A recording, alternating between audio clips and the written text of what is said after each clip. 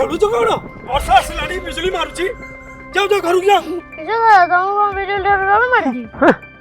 मु काई डरबी किशोर दादा तमे जमार चिंता करनी बिजुली मारले हमर किछि भी हबानी किशोर दादा बिजुली मारले हम निजो केमिति रक्षा करबो हमको जणा अछि अच्छा तुम जानि जो आसुना तुमको हमें सिखाई देबो